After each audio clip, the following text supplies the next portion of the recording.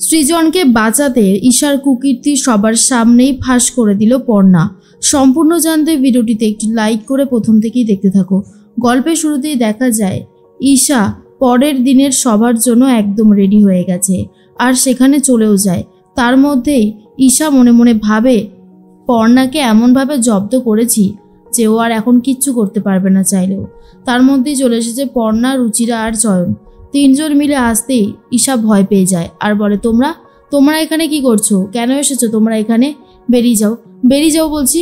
আর তখনই পর্ণা বলে, আরে ঈশাদি, তুমি এত চাপ নিচ্ছ কেন? দাঁড়াও, তুমি আমাদের সাথে যে অন্যায় করেছো সে অন্যায়ের প্রতিবাদটা করি আগে, তারপর তো তোমাকে এখান থেকে যেতে দেব। দেখো, তুমি অনেক বড় অন্যায় করেছো আর তার ভিডিওটা আমার কাছে আছে। আমি যদি এখন সেই ভিডিওটা সোশ্যাল সাইটে ছেড়ে দিই তাহলে বুঝতে পারছো তো কি অবস্থা তোমার হবে। এরপরেই ঈশা ভয় পেয়ে যায়, কিন্তু চালাকি করে বডিগার্ডদের ডেকে নিয়ে আসে আর বলে, তাই নাকি? আমি জানি তুই কিচ্ছু করতে পারবি না পর্ণা, তোর হাতে সেই ক্ষমতাই নেই, তো তুই আবার কি করবি? তুই যে চাইলেও কোনো কিছু করতে পারবি না। পর্ণা তখন বলে, এটা তোমার ভুল ধারণা, আমি এবারে এই ভিডিওটা পাবলিকের কাছে ছেড়ে দেব। ভালোই বলছি সৃজনদাকে ছাড়িয়ে নিয়ে এসো, কেসটা উইথড্র করে নাও, না হলে কিন্তু এর ফল খুব একটা ভালো হবে না। তখনই ঈশা বলে, এই কেস তো আমি কোনোভাবে উইথড্র করব না। এবারে সৃজন বুঝবে কত ধানে কত চাল। এরপরই পর্ণার ফোনটা কেড়ে নিয়েছে ঈশা, বডিগার্ডকে দিয়ে দেয় আর বলে, রুচিরা, চয়ন আর এই পর্ণার 3টে সোশ্যাল সাইটের অ্যাকাউন্টই ব্লক করে দাও আর এই প্রোফাইলগুলোতে এমন করে রিপোর্ট মারো যেন এগুলো আর কোনোদিনও ওরা ঠিক করতে না পারে। তখনই ছেলেগুলো বলে, ইয়েস ম্যাডাম, আপনি যেমনটা বলবেন তেমনটাই হবে। পর্ণা তখন বলে, ঈশাদি, তুমি কিন্তু ভুল করছো, এই রকম অন্যায় তুমি করতে পারো না। ঈশা তখন বলে, আমি কি করতে পারি আর কি পারি না তুই হয়তো ভুলে গেছিস পর্ণা, কিন্তু আমি তো ভুলিনি, আমি সব করতে পারি, আর তারপর দেখ তোর কি অবস্থা করি। তখনই পর্ণা বলে, আমি খুব ভালো মতন জানি যে তুমি কিচ্ছু করতে পারবে না। এর মধ্যেই পর্ণা, চয়ন আর রুচিরাকে দরজা বন্ধ করে পেছন থেকে দরজা সামনে দিয়ে তালা দিয়ে চলে যায়। আর এর মধ্যেই বারবার করে ঈশা বলতে থাকে, দেখো ওরা যেন কোনোভাবেই বেরোতে না পারে। তখনই পর্ণা মনে মনে ভাবে, এবার কি করব? রুচিরা বলে, যা, এ তো উল্টো কেস হয়ে গেল, এখন কি হবে? চয়ন বলে, সেটাই তো বুঝতে পারছি না পর্ণা, এবার আমরা বেরোবো কি করে? আর মেজদিকেই বা আমরা কি করে নির্দোষ প্রমাণিত করব? সব তো মাথার উপর থেকে বেরিয়ে যাচ্ছে, কি করি এখন? তখনই ঈশা বলে, এবারে আমাদের সমস্ত জনসভা শুরু হয়ে যাবে, তার আগে সবাইকে বলে রাখি, একটি গাছ একটি প্রাণ। পর্ণা বলে, আচ্ছা রুচিরাদি, তুমি একটু শান্ত হও, আর চয়ন তুমি একটু শান্ত হও, দেখছি কি করতে পারি। দেখো, আমাদেরকে মাথা গরম করলে হবে না। রুচিরা বলে, আচ্ছা আমি প্রেগনেন্ট হওয়া নাটক করব, যে আমি প্রেগনেন্ট, মানে আমার কষ্ট হচ্ছে। তখনই পর্ণা বলে, এটা করে কোনো লাভ হবে না। চয়ন তখন বলে, তাহলে কি উপায় আছে? পর্ণা বলে, একটু তো সময় দাও, ভেবে দেখছি। এদিকে ঈশা তো সভা করতে শুরু করেছে, কিন্তু তবুও মনের ভেতরে কোথাও একটা টেনশন যেন হচ্ছে। আর মনে মনে ভাবে, কি জানি বাবা, এত টেনশন হচ্ছে কেন? আমি তো সব কিছু করেই তারপর এলাম। ছেলেগুলোকে বারবার বলে, শোন, তোরা কিন্তু ভালো করে ওর ওপর নজর রাখবি, আমি কিন্তু বারবার করে বলছি, ওই মেয়েটা কিন্তু সাংঘাতিক। এর মধ্যেই পর্ণা বলে, পেয়েছি আইডিয়া, এটার জন্যই তো এতক্ষণ মাথা ঘামাচ্ছিলাম। এরপরেই কিছু লিফলেট এক জায়গায় জড়ো করে সেগুলোকে দেশলাই দিয়ে আগুন ধরিয়ে দেয় পর্ণা। তার মধ্যেই আগুন বলে চিৎকার করতে থাকে। আর বাইরে থেকে ধোঁয়া দেখে ভয় পেয়ে গেছে বডিগার্ড, সে তো দরজার তালাটা খুলেই দেয়। আর যেই না খুলে দিয়েছে, পর্ণা, রুচিরা আর চয়ন 3জন মিলে সেখান থেকে সরে যায়। আর অন্যদিকে ঈশা এখনও জানে না যে তারা কোনোভাবেই বাইরে গেছে, এটা তো জানেই না, আর ভাবে যে ভেতরেই রয়েছে।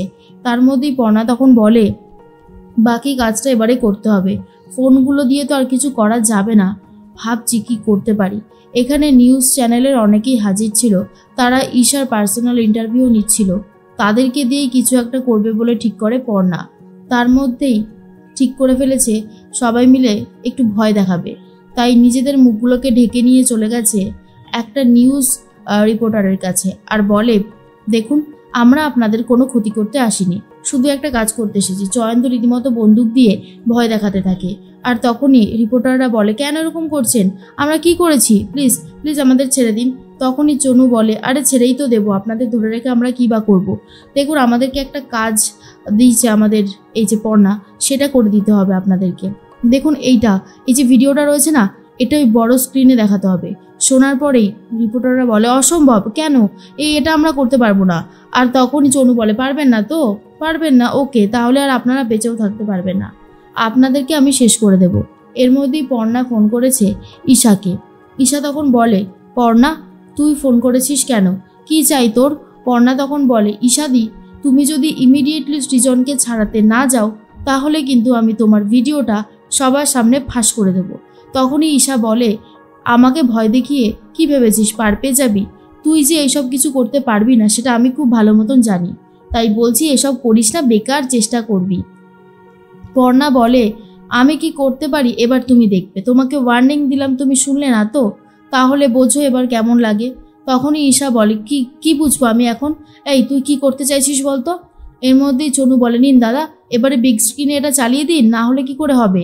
তখনই কথা মতো বিগ স্ক্রিনে চালিয়ে দিচ্ছে। এরপর পর্ণা বলে, ঈশাদি এবার তোমার পাশে থাকা স্ক্রিনের দিকে একটু চোখ রাখো। সেখানে ঈশা চোখ রাখতেই দেখে বড় বড় করে ভিডিওটা চালু হয়ে গেছে, যেখানে পর্ণা সবটা দেখিয়ে দিয়েছে দর্শকদের। আর বলে, এই ঈশা বলছিল যে এই যে গোডাউনে টাকা পয়সা যা রয়েছে এগুলো সব আমাদের হবে, গাছ নিয়ে যত বেশি সভা করব তত বেশি উপার্জন করা যাবে, আর এটাই তো হবে সব থেকে বড় আমার কাছে চাবিকাঠি। এরপর ভয় পেয়ে গেছে ঈশা আর বলে, পর্ণা এগুলো এক্ষুনি বন্ধ কর, না হলে কিন্তু খুব খারাপ হয়ে যাবে। পর্ণা তখন বলে, এগুলো তো বন্ধ হবে না ঈশাদি, এগুলো চালুই থাকবে। তুমি যদি সৃজনদাকে ছাড়াতে না যাও তাহলে এটাই তোমাকে সহ্য করতে হবে, বাকি এখনো অনেক কিছু রয়েছে, কত টাকা জমিয়েছো বস্তা বস্তা সেটা সবাইকে দেখাই। তখন ঈশা বলে, না তুই এগুলো বন্ধ কর, আমি সৃজনকে ছাড়াতে যাব, আমি বললাম তো আমি সৃজনকে ছাড়াতে যাব, তুই এটা বন্ধ কর প্লিজ। পর্ণা বলে, তোমাকে খুব একটা বিশ্বাস বা ভরসা করতে ইচ্ছে করছে না, তবুও এই মুহূর্তে তোমাকে ভরসা করা ছাড়া তো আর কোনো উপায় নেই। তবে হ্যাঁ, তুমি যদি আমাদের সাথে কোনো চালাকি করার চেষ্টা করো তাহলে কিন্তু তোমার এই ভিডিওটা এবারে পুরো সব জায়গায় সবার ফোনে ফোনে ছড়িয়ে যাবে, তখন তুমি ভোটের টিকিটটা পাবে তো। এরপর ঈশা আর কোনো রিস্ক না নিয়ে সৃজনকে ছাড়ানোর উদ্দেশ্যে বেরিয়ে পড়েছে। চয়ন তখন বলে, সত্যি পর্ণা, তোমার মাথায় যে বুদ্ধি রয়েছে সেটা আমাদের কারোর মাথাতেই নেই, তুমি কি সুন্দর বড় বড় জটিল জিনিসগুলো তুর্কিতে একদম সলভ করে দিতে পারো, যার জন্য আমার খুবই ভালো লাগছে। পর্ণা তখন বলে, সৃজনদা কোনো অন্যায় করেনি, তাহলে সৃজনদা শুধু শুধু শাস্তি পাবে কেন? যে বা যারা অন্যায় করেছে শাস্তিটা তো তারা পাবে। ঈশাদিকে আজ আমি কমের মধ্যে দিয়ে ছেড়ে দিলাম, কিন্তু এরপর যদি কোনোদিন আবারও লাগতে আসে এরপর আর ছাড়বো না। আর এটা দেখার পর রুচিরা বুঝতে পারে পুরনো পর্ণা যেন ফিরে এসেছে।